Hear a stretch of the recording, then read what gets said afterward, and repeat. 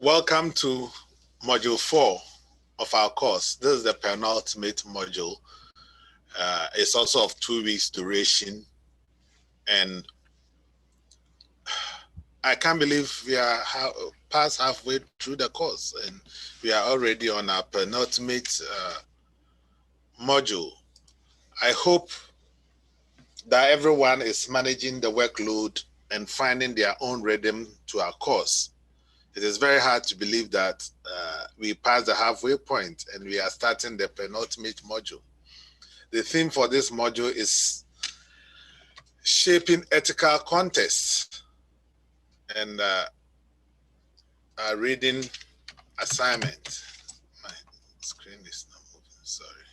Yeah, and so the overview of Module 4 is, as I said, is of 2 weeks duration from February 22nd to March 7th. And these are the topics: building an ethical small group, creating an ethical organizational climate, meeting the ethical challenges of leadership in a global society, and ethical crisis leadership.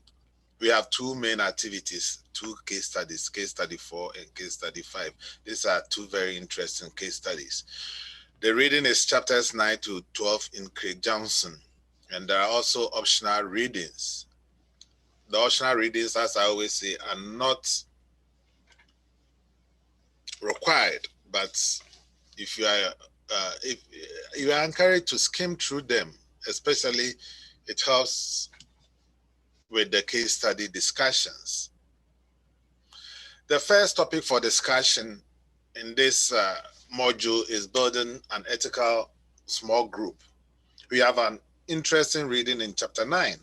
Virtually all of us spend a lot of our work days and a substantial portion of our professional lives engaging in work with others as part of formal or informal groups, just as we do in the MSOL program. In this module, we consider a host of issues related to working in groups, and most importantly, building and serving in effective and ethical small groups.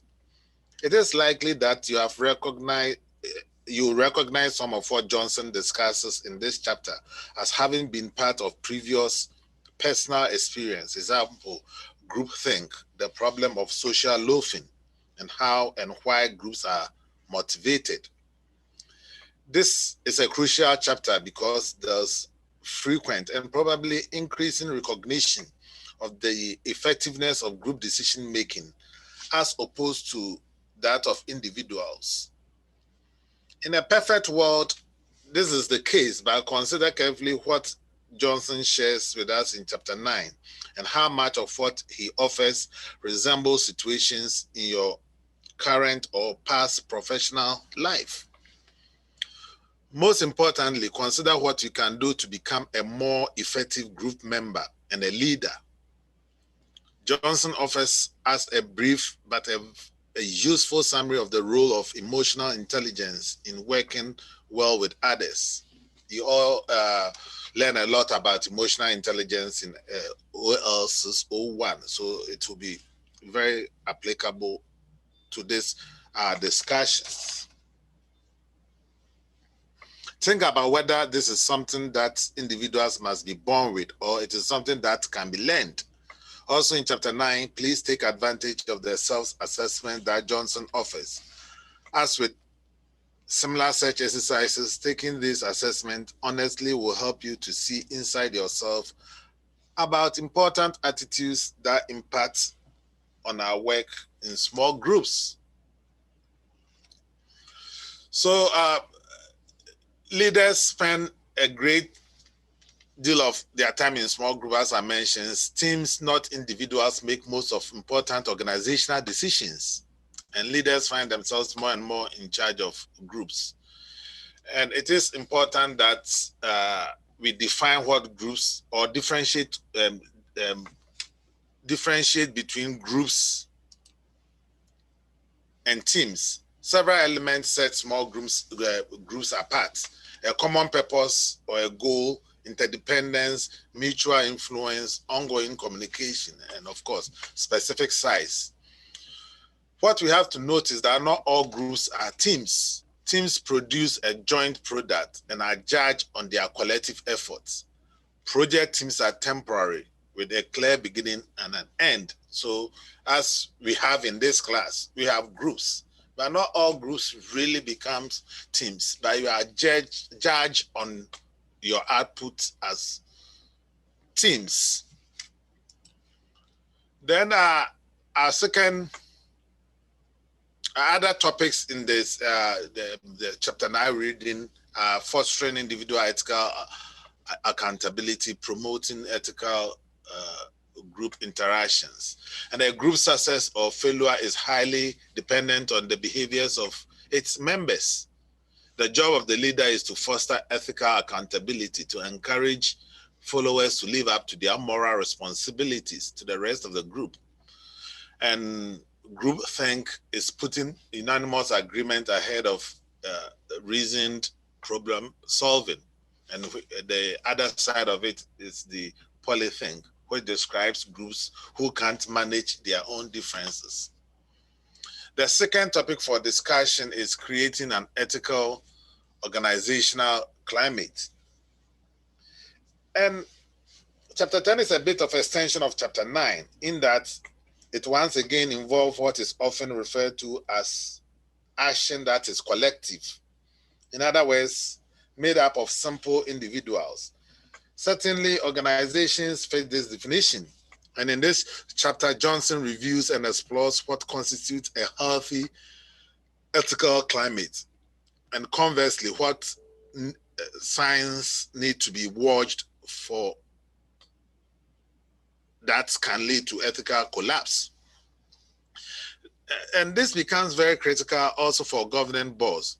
Again, this chapter is important for us to consider owing to the likelihood that in addition to spending much of present and future work life with groups, we are certain also to spend it within organizations. One interesting note that I encourage you to explore and think about is Johnson's mention of the concept of appreciative inquiry and how this approach rests on the positives within organizations and builds from there. It is an interesting approach. Many think that this is a much more positive approach to improving upon organizations. Rather than pulling them apart to discover what is wrong, appreciative inquiry deliberately looks for the positive, affirming aspects within an organization as a mechanism from which to move forward in a positive way. Chapter 10 also offers us some especially good insight into issues that involve governing boards, as much of what Johnson discusses is easily projectable onto them if he does not mention them outright. I direct you to, especially though, to the 7 signs of ethical collapse and the mention of boards. There are something to really think about in the context of what of our work this session. I also direct your attention to the self-assessment exercises at the end of chapter 10. Again, this will not be graded, but they are useful to our own personal development and insights. So the topics to consider in this in the chapter: ethical climate, inclusion, trust, justice, integrity, structural reinforcement, organizational citizenship. Ethical climate is part of an organizational culture. It describes how an organization responds to ethical issues.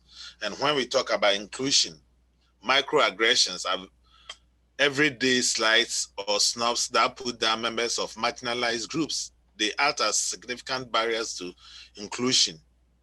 And there are 3 forms of microaggression you will read in the chapter: micro assaults, micro insults, and micro invalidation, when you deny the thoughts, feelings, and experiences of socially devalued groups. And leaders reduce the frequency of microaggressions by raising awareness of these behaviors and embracing differences.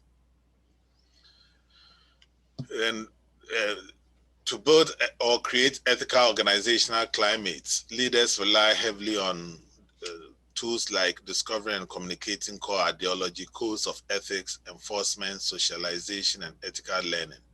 The next topic for this module is meeting the ethical challenges of leadership in a global society. Chapter 11 of the text contains perhaps some of the most difficult dimensions of leadership to grasp and to step up to.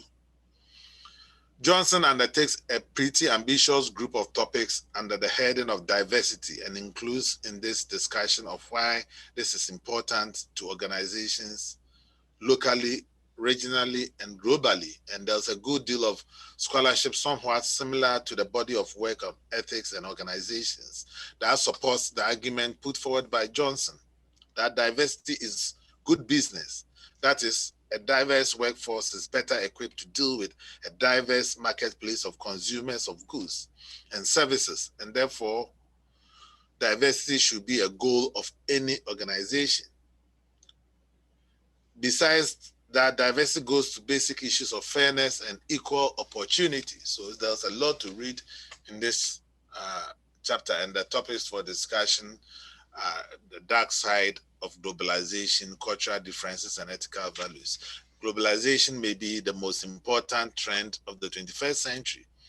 Supporters of globalization point to its benefits. Critics of globalization note that global capitalism increases the gap between the rich and the poor and encourages greed rather than concerns for others. Then we have ethical crisis leadership, which also is an important area we really have to look at. And in chapter 12, Johnson concludes his text, and we begin to conclude our course, obviously, with something in addition to the challenges of diversity, with which all leaders will likely to be faced at some point. A crisis that involves a need to engage in difficult ethical decisions. The press is all too often full of events that fall under this heading. Some examples include the event reported out of Penn State University and its fabled football program, if you all recall that. The BP dilemma in the Gulf of the coast of Louisiana.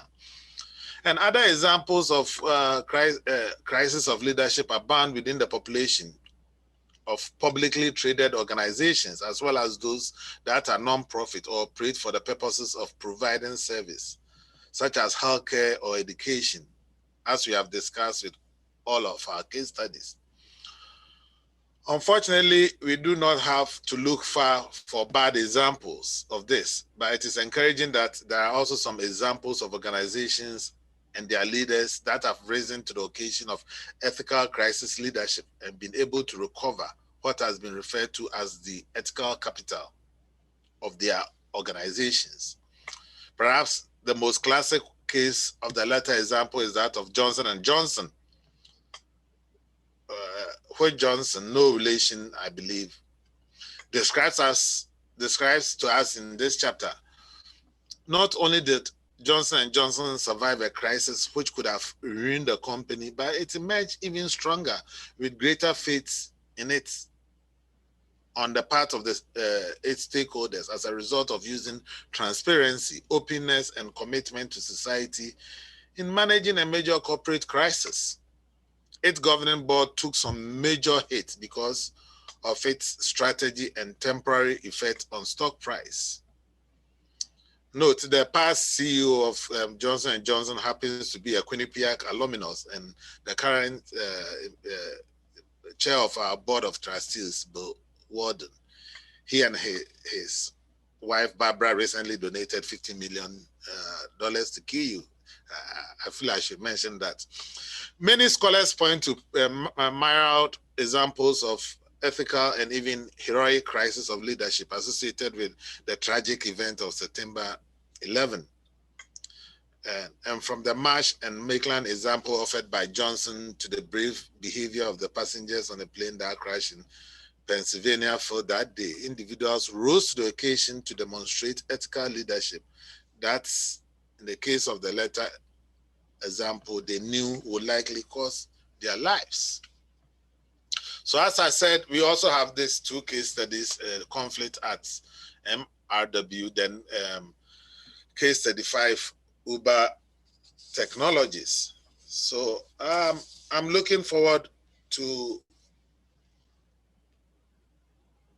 an interesting module. It has been great so far. Most of you are doing excellent job with the case study discussions and commentaries. The discussions have been vibrant, and most of you have brought your experiences